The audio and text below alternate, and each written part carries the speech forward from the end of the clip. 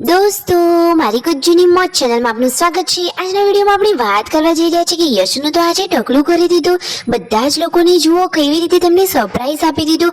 બચ્ચા પાર્ટીને રાકેશભાઈ આ શું કહી રહ્યા છે કે તાકાત હોય તો યશુના વાળ ખેંચીને બતાવો, તો એકદમ ફની માહોલ તૈયાર થઈ ગયો। અને દોસ્તો, આજે તો તેમના પપ્પા કેટલા બધા ગુસ્સે થઈ ગયા। કયા કારણથી તેઓ શિલ્પા ભાભીને બોલ્યા, શું કારણ હતું, બધું જાણવા મળશે તમને મારા આ વિડીયોમાં। મારી ચેનલ ઉપર નવા હોય તો ચેનલને ફટાફટ લાઈક, શેર એન્ડ સબસ્ક્રાઇબ કરી દો। Full video in Thakor family blog channel. દોસ્તો, ફૂલ વિડીયોની લિંક ડિસ્ક્રિપ્શનમાં મૂકેલી છે, ત્યાં જઈને તમે આખો વિડીયો વોચ કરી શકો છો। આવી ટૂંકી ટચુકડી લાઈવ લેટેસ્ટ ટ્રેન્ડિંગ માહિતી મેળવવા માટે મારી ચેનલને ફટાફટ સબસ્ક્રાઇબ કરી દો। દોસ્તો, તો હોળીનો તહેવાર આવી રહ્યો છે, તો બધા લોકોના જેમ હતા। તો રાકેશભાઈને ગામમાં એક જણનો ત્યાં જેમ હતો, ત્યાં જમણવારમાં પહોંચી ગયા છે। ત્યાં જમવાનું પણ હતું અને ચાંદલો પણ લખાવાનો હતો। તો તેઓ તો ત્યાંની આ બધી ક્રિયાવિધિ પતાવી ઘરે આવી ગયા। ઘરે આવીને જોયું તો આ ત્રણ દેરાણી જેઠાણી કે જેમને સગી બહેનો જેવો રાગ છે, તે લોકો જમવા માટે બેઠા હતા। અને પછી યશુને લઈને તેઓ આવી ગયા છે ધાબા ઉપર। અને પછી જુઓ એના ઉપર આ શું પ્રયોગ કરી દીધો।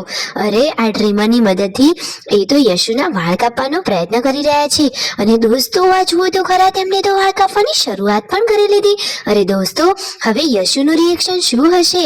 યશુ તો જુઓ અડધા વાળ કપાવશે ને પછી રવા દેશે। અરે ના દોસ્તો, એમ તો શિલ્પા ભાભી અને રાકેશભાઈની આ લાડકી એકદમ હોશિયાર છે। એ તો જુઓ આ હેર કટિંગ વખતે જરાય પણ રડી પણ નહીં, અને સરસ મજાનું તેના માથામાંથી આ મુંડનનું કાર્ય પૂરું કર્યું, એટલે કે બધા જ વાળ દૂર કરી દીધા।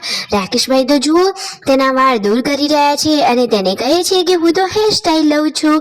આ રીતે તેને સરસ મજાનો વાલ કરી અને માથાના બધા જ વાળ તેઓ દૂર કરી રહ્યા છે। અને શિલ્પા ભાભી પણ આ જોઈ રહ્યા છે। શિલ્પા ભાભી કહે છે કે મને તો જોઈને દયા પણ આવે છે, હસવું પણ આવે છે અને અંદરથી દુઃખ પણ થાય છે યશુ માટે।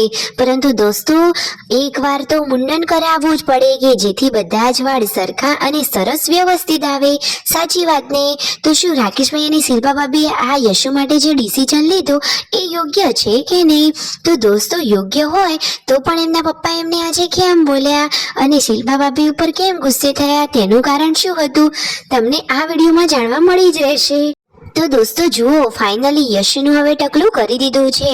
અને તેને જ્યારે ખબર પડી ત્યારે એ પણ રડવા લાગી। અને શિલ્પા ભાભી જુઓ વાલથી એને લઈને બેઠા છે। અને રાકેશભાઈ કહે છે કે હું યશુને જોઉં ને તરત જ મને હસવું આવી જાય છે।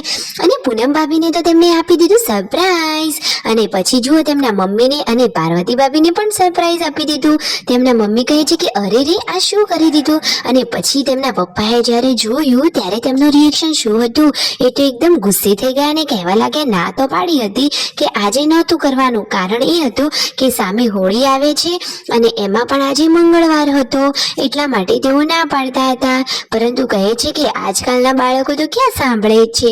પરંતુ દોસ્તો, શું તેમની આ વાત યોગ્ય હતી કે નહીં? રાકેશભાઈ અને શિલ્પા ભાભીએ જે કામ કર્યું એ સરસ કર્યું કે નહીં? Like, share and subscribe.